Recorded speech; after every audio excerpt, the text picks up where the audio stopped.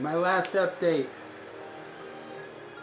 7 days ago, this camera went completely underwater. Completely. I've stuck it in a bag of rice with a dehumidifier and 2 garbage bags.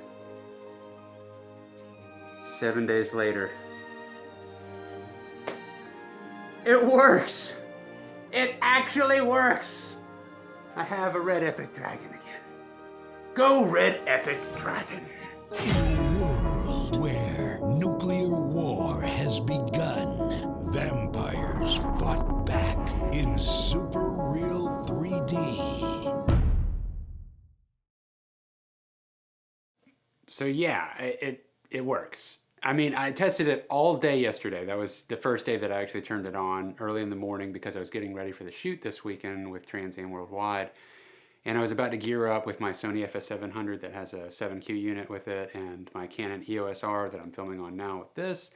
And that was gonna be the 2 cameras that I would be using. And first thing I did was I'm gonna go ahead and test this before I spend the whole day gear prepping and re-rigging to be, you know, an A cam and B cam before they were B cam and C cam. And I went to put a new battery on, and then I saw the light on, which happens on the opposite side of this. And then I tried to not get too excited, but I went ahead and, you know, I turned it on, man. I put a lens on, I attached everything back together. In fact, I actually forgot to put the viewfinder, the LCD, I forgot to hook it back up. So I actually just turned it all on, and then it looked like it was on, but I still didn't know because I didn't have my whole monitor on. And then I was like, oh right, I got to link that up because I was getting so overly excited. And then boom, I saw a picture, and then I started testing it for the rest of the day. I've done long clips, I've done short clips, I've done, you know, a variety of clips. I've tested the card that went into the water. I've done other cards, I've formatted cards, I've black shaded. The long takes that I did at different compressions, I've done different frame rates. Everything so far has seemed to be working. I took it outside while I was working out just because I ran it inside, but it's cool.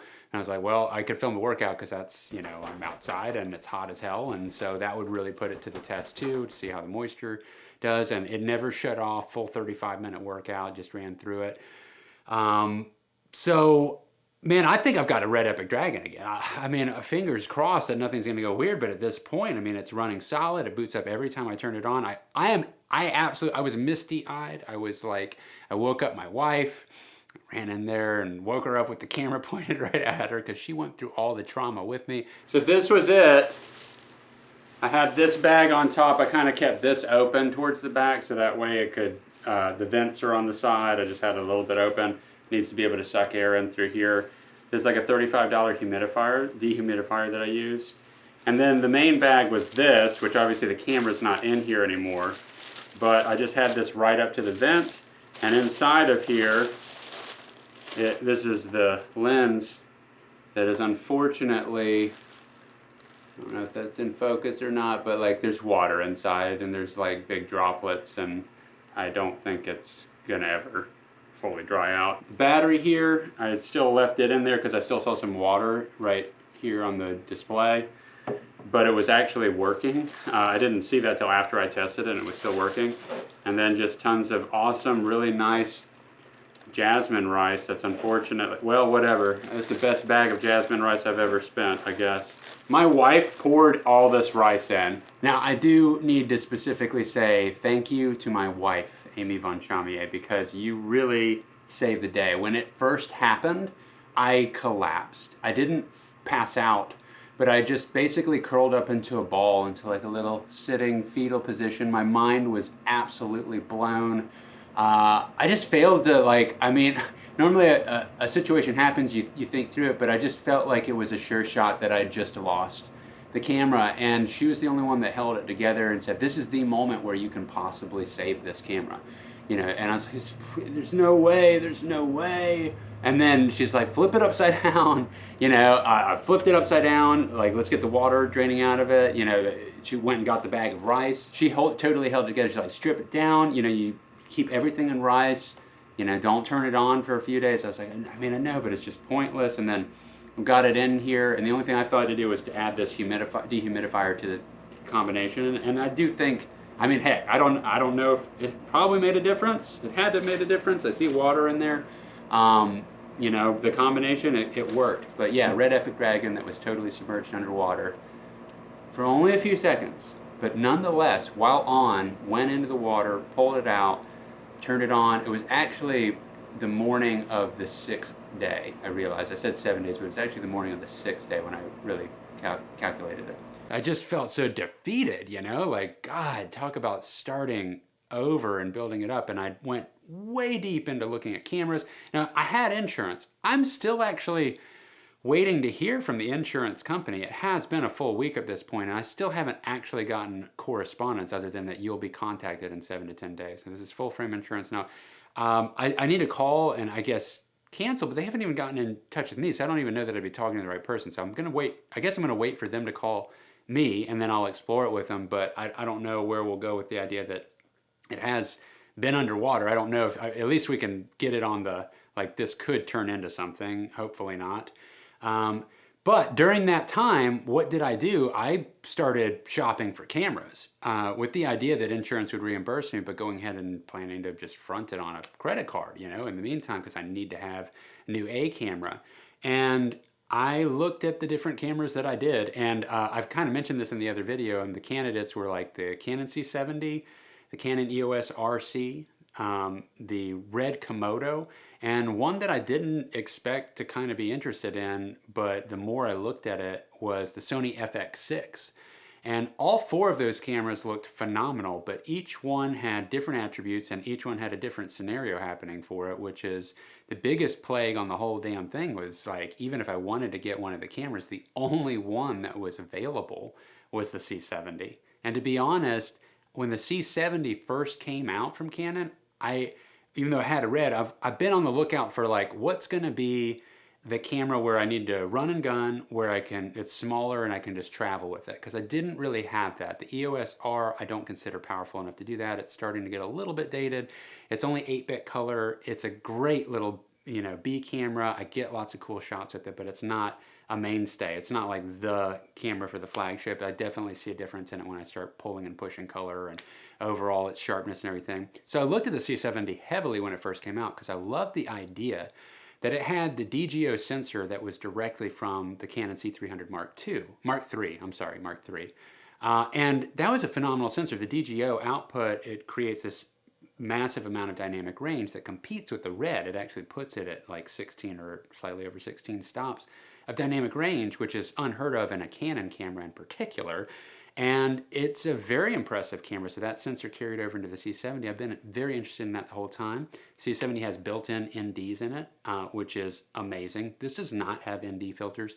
This is a very hands-on camera. This has no real auto features. It's all manual. You know, I've got to put, you know, I don't really use a matte box. I actually just put on filters on the front, you know, neutral variable ND filters or a polarizer. I've thought about doing a matte box multiple times, but to be honest, like, it's already, this thing is deceivingly heavy. I'm not picking on this camera. I love this camera. I'm like, thank you, God, this thing still works. This is my favorite camera. This is the best. When I'm looking at all these other cameras and stuff, like, nothing compares to my Red Epic Dragon. I mean, that's the way I honestly felt. And I still stand by that. Now, looking at the RED Komodo, that would be well, let me finish up on the C70. So the C70 is very, very interesting. It is a beautiful little camera, but the more I looked at it, it just consistently felt too soft. It is just 4K, and to be honest, if I'm gonna start investing in a new system, I'm kind of in that boat where I'm leaning towards, well, I really wanna have 6K or 8K. The cropping ability, it can save your butt. The downsampling into 4K makes it look that much sharper. It's just like we're going in that direction, and when you have 4K TVs around and you're only filming in 4K, you have lost the ability to crop without cheating, that you're no longer actually providing a 4K, right? That's the beauty of the 6K and the 8K, you can crop in. So I fell more out of love with that camera than I anticipated, because I really thought it was like probably a go-to until I heard about the Canon EOS R5C. Now, when the R5 first came out, I thought that camera looked really good. I put out some a video just talking about it. I did not get that camera. I said I thought the overheating would be an issue. Well, everyone said that, but I was like, I think this is not the version to get. Wait till they come up with one that doesn't. Well, the EOS R5C is exactly that. It has the fan built in. It does not overheat. It films in 8K. I mean, 8K RAW sounds very exciting. Now the file sizes are massive, but you'd have different compression rates. I believe in the highest settings on the 8K, it's actually limited to the lightest or the most massive amount of compression, but the lightest codec that it offers. Whereas when you get down into the 6K options, I think you can go in higher quality raw capture. And so that's interesting. However, then it does a crop. And so that's like, oh man, like there goes the full frame sensor. It's like, that's kind of a bummer, but a crop, it actually just comes out to exactly Super 35, which is exactly what this is. This is exactly what I've been filming on. I mainly just am filming on crop sensor cameras. And that's the biggest hiccup with the EOS R, the first generation, is that when you put it in 4K, it's not only cropped into Super 35, it's beyond that. It's like a full 2 times crop. Whereas I believe Super 35 is a 1.4 times crop. That's a significant difference. You're getting into the territory of a micro four thirds sensor style look when you go into 4K on the EOS R. That has been an issue. It forced me to get the Canon 16 to 35 millimeter lens that I film on with the Canon EOS R almost all the time. That's not what I'm using right now. I'm actually using the Rokinon Cine 24 millimeter T1.5 DS for the sharper. That's the second generation. It's the second time I bought that lens because I love it so much, and one broke. That's the only other time that I broke something. Is that I had a lens bag on.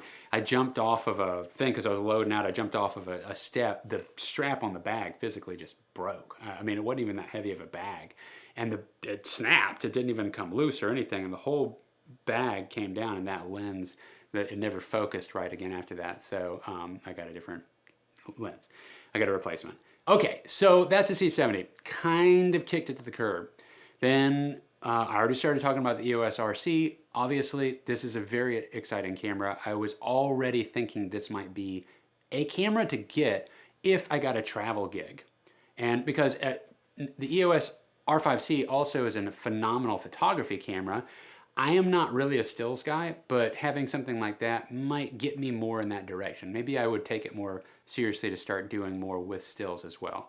I always provide my clients pulled frames from my videos, which when I'm filming at 6K resolution on a RED Epic Dragon with all that dynamic range and RAW, I mean, these are great stills. However, because I'm always filming like this, it's always landscape, so I'm never really getting portrait shots. This thing's a beast to try and get vertical. I could do that with the R5C. I'm just gonna start calling it R5C. So there's got the photography side, then you switch the dial over, and then you got the full cinema and menu system. Just like it's a C70 or C300, it's their whole menu system. So it's 2 cameras in one. It's got the fan, it handles, because the other side is photo mode, and it's just like your traditional mirrorless photo camera. So that's really the menu system I've become familiar with on the EOS R, but I want to have cinema options where it's helping with all kinds of different focus assist features and things like that. So it's exciting that camera does that. Very high contender. Now, that put it against the RED Komodo. And the RED Komodo is like, okay, that's how I could get back RED. That is really, I explained in the last video, I don't want to necessarily spend as much as I spent on this. I'm not going to say ever again, but until there's like somebody funding a feature film or something, then yeah, probably until that, especially with how good everything's gotten. This camera is the DSMC1 generation. That's really the first generation. Okay, so this is actually an older camera body, and then when the Dragon sensor came out, somebody sent this housing in to get that Dragon sensor put in, and then they refurbished all that stuff, and now it's RED Dragon, right? So really, the amount of hours on this on the sensor is extremely low. And when I got this camera, even though the body had been around since 2014, I believe the sensor went into it in like 2017 or something like that, or 2018 maybe. And I have had this camera for a few years. So when I got it, it had 50 hours on the sensor. That's it. It's like a brand new camera, okay? And when this brain first came out, I believe it was over $50,000 just for the brain. You couldn't even put a card in this thing. So to actually get to a point where it had to come down in price enough where I could get a used one on eBay and own this thing was amazing. So I did do that. Now the specs on it still outcompete most of the cameras that are available in the $12,000 and down range. And the specs that I'm talking about is that it's 6K, right? So you got the 6K, the RED Komodo 6K. But the RED Komodo doesn't offer the frame rates that this does. This can do 6K up to 72 frames per second. So that's something. You can do 4K at 120 frames per second. The Komodo is limited to 60 frames per second at 4K, and it's limited to 40 frames per second at 6K, and it doesn't even offer, no, it does offer 120 frames per second in 2K, I believe. Anytime you go to a different resolution on a RED system, it crops and crops and crops. So by the time you get to 2K, I mean, I've used 2K on this before just to try it out because I could do like 300 plus frames per second and stuff. You can do 3K and all that. And sorry, there's a moth that keeps flying around. But man, I mean, it's like a 24 millimeter becomes a sniper lens. And that can be cool when you're doing nature and stuff. So it's kind of cool with the noise floor. You start to see it as you crop that much in on the sensor. So it's a little bit of trade-off. In general, the majority of the time on this camera system, if I'm going to go slow-mo, I actually usually use, I'll do the 4K 120 sometimes, but I'll usually use 5K at 48 frames per second at an 8:1 compression, which leads me to my next point. Because the 5K is a relatively minimal crop in on the sensor, and it's a nice trade-off for the lower compression rate. But the thing that it leads me to is the compression rates on this versus the RED Komodo.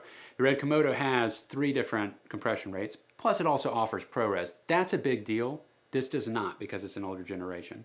And ProRes is a very useful codec to have if you are a shooter that is trying to get hired to shoot for other companies. This is not really the case for me for 99% of the work that I do. I film everything and edit everything. I just take on entire projects for companies and help them brand. So I don't really necessarily need ProRes to hand off, but there's always that couple of gigs a year that come in that it would make things that much easier to sell that concept for.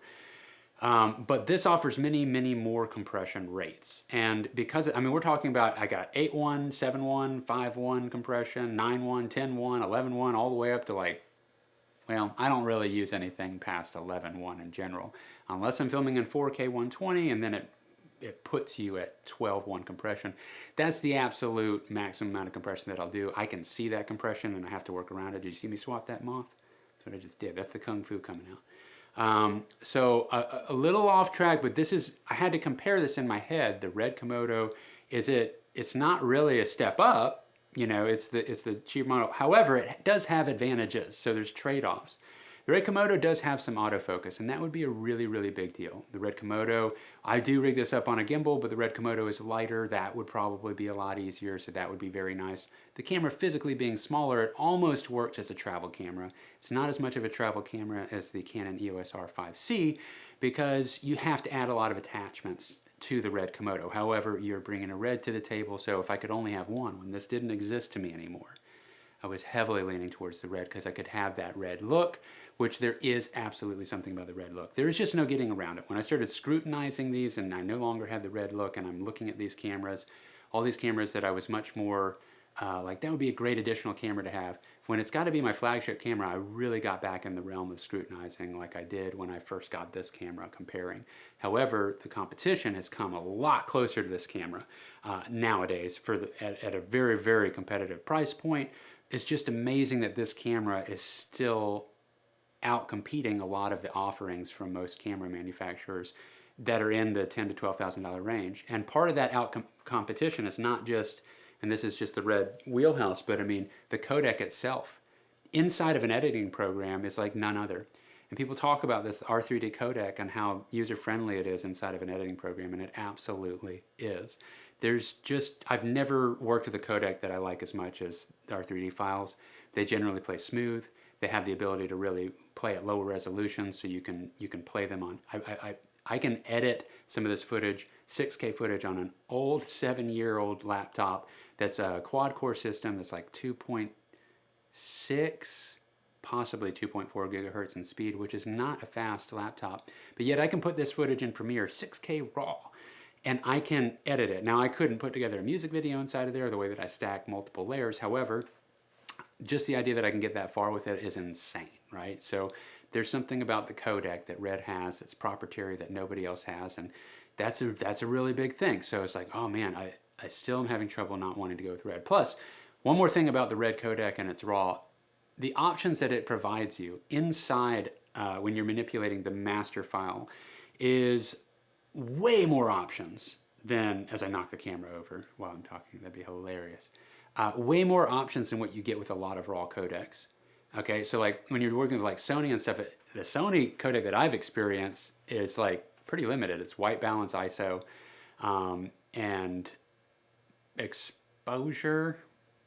I might have an exposure slider. I think that's it, right? With the RED, you can like choose different color spectrums and profiles, and you have denoising right in there, and you can create curves inside of it. All this manipulation. You got your shadows, you got your saturations, you got individual levels for your gammas, and I mean it breaks it all down. You can practically. I don't do this because I like to do such a thick color grade on most stuff when I'm doing professional work, but you can basically color grade the whole thing, and it's acting just like it was filmed that way, so it's no stress on your system. It's not like you put on a bunch of effects. Your system, your editor, is treating it just like that's the native file that it is, like it was filmed that way. So really, really nice stuff. So heavily leaning towards the Komodo. Okay, then this other one, but here's the deal. Canon EOS R5c hadn't come out yet. I mean, it has, but in such limited quantities, it's like, you know, a crapshoot trying to get a hold of one. The RED Komodo has been on back order for a long, long time. I've got a buddy that put one on. He's been trying to get one. He's been on the list since December. Okay, and he said he's getting promised by the end of the summer. So I'm like, okay, I can't wait that long, but I don't want to spend all this money because the Komodo is going to be more than the R5C if I was to go that route. Okay, it'd be roughly the kit that I picked out, because you're gonna have to get a monitor and you're gonna have to get, like, everything added up to roughly 11 grand, somewhere in that ballpark. Whereas the kit that I was basically putting together for the R5C with media, batteries, that's a whole other thing that we could get into about the R5C. It has some weak battery things going on, but there are solutions and stuff. It's a little bit of a hiccup if you're wanting to do the 8K RAW at 60 frames per second. I don't feel like I need to use that much, so it's not that big of a deal. If the batteries burn up faster, there are some interesting solutions. The most interesting being the Titan base, but unfortunately that's on back order in places, so it's got its own issues. But hey, it doesn't matter. Canon's not available, right? I mean, you can get on the list and you can wait, but you don't know when you're getting one. And so, okay, when are they going to ship those?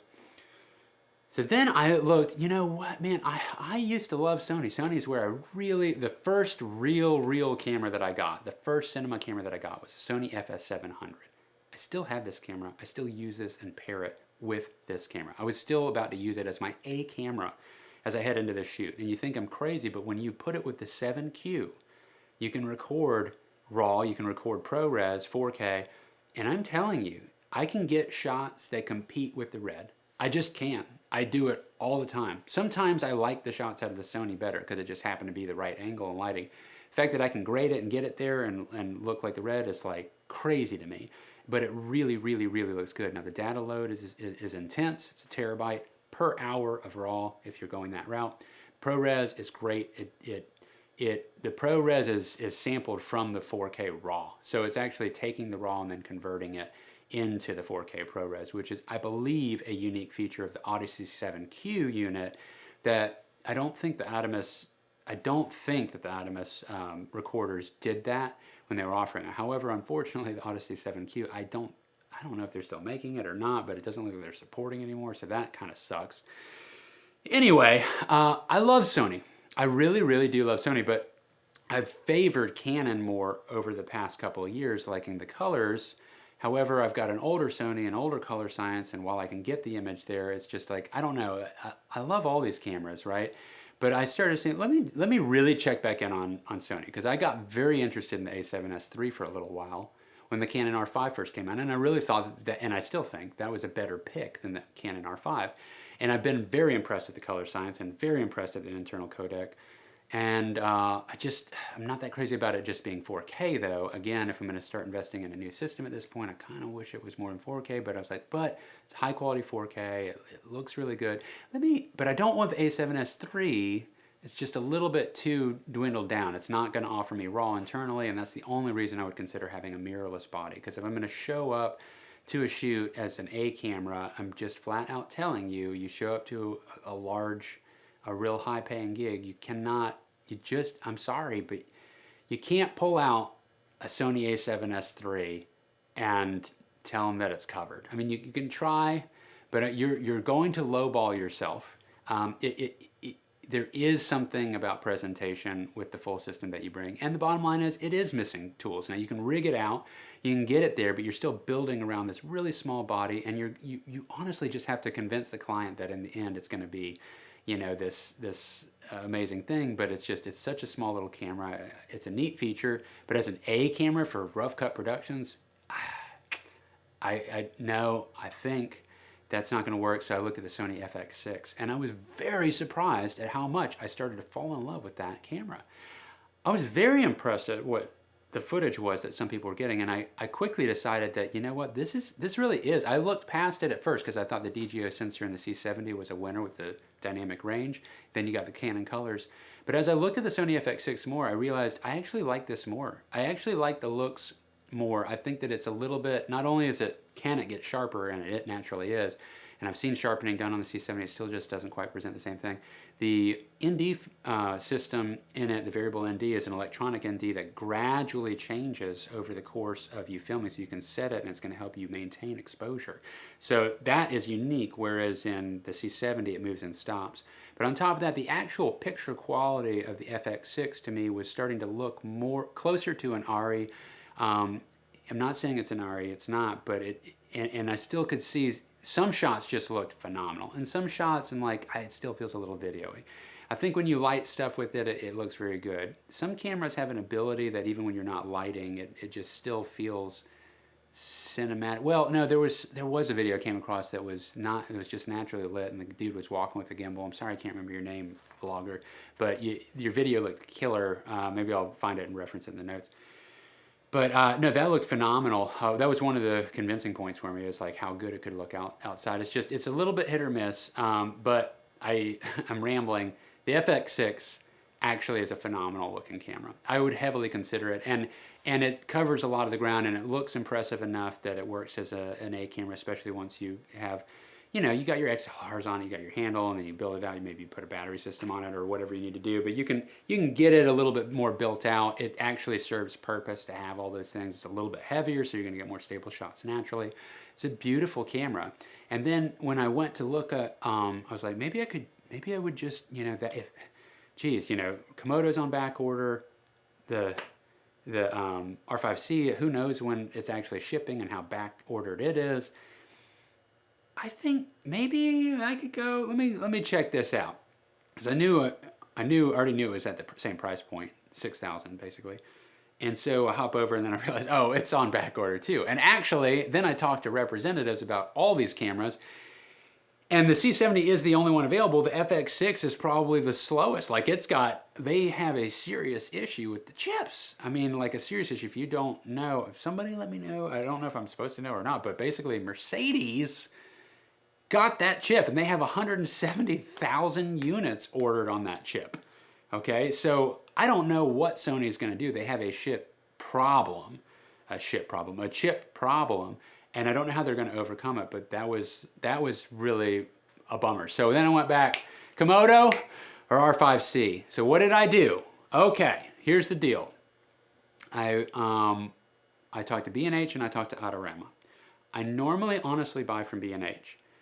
I tried to get some information from them about how many people, where would I be at on the list on the cameras? You know, if I was to get on the list now, you know, how far back would I be? Do you think that would come on the first shipment? How many do you have on order? When's the last time you had some? You know, just talking about the Komodo.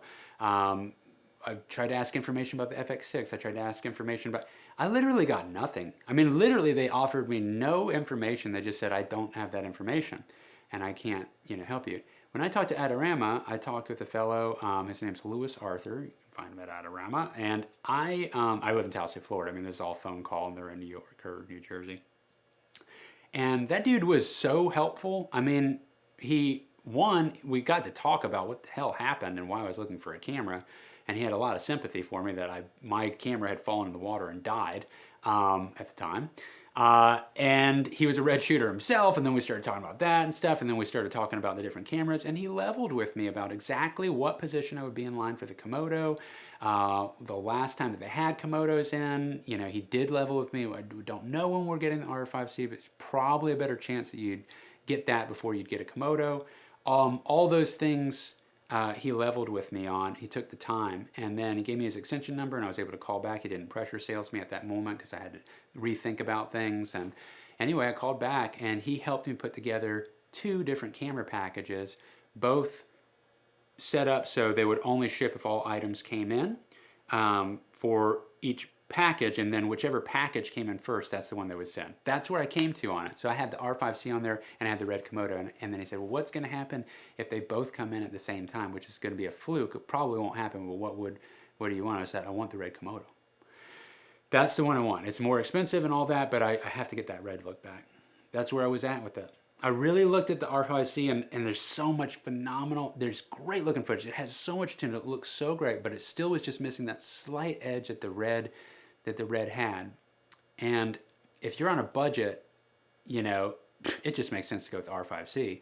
And I'm on a budget potentially, but I also don't know, because I don't know what the insurance was going to come through at, you know. So all this is going through my head. I felt really scared about putting that much on in a cart all at one time. So I'm looking at this enormous bill.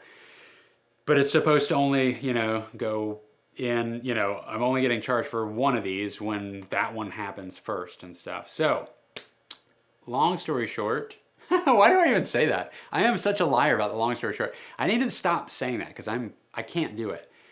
This camera now works. So I guess I don't need those cameras, and I guess I'm not getting any insurance money. And I spent a week just with my balls up in my throat, like feeling like I got kicked that hard, thinking that I lost this thing and that I was gonna potentially lose all this money, even though the insurance should cover it. But God, I haven't even heard back from them, and still haven't heard back from them. And I'm just like so stressed out. This thing turns on, I'm misty-eyed, I've got grinning from ear to ear, I'm testing all day, I'm petting this camera. I'm like, everything is great. I am so happy. But boy, did I go down a rabbit hole of getting really psyched up about a new camera, because I had gotten myself to that point where I was like, there's so many pros and exciting things about it that it does sound neat. I'm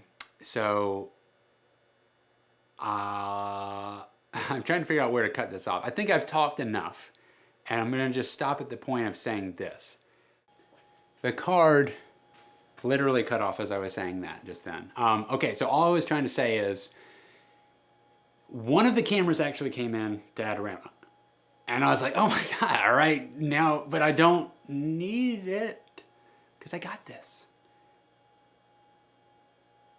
But I still decided to go ahead and get the camera.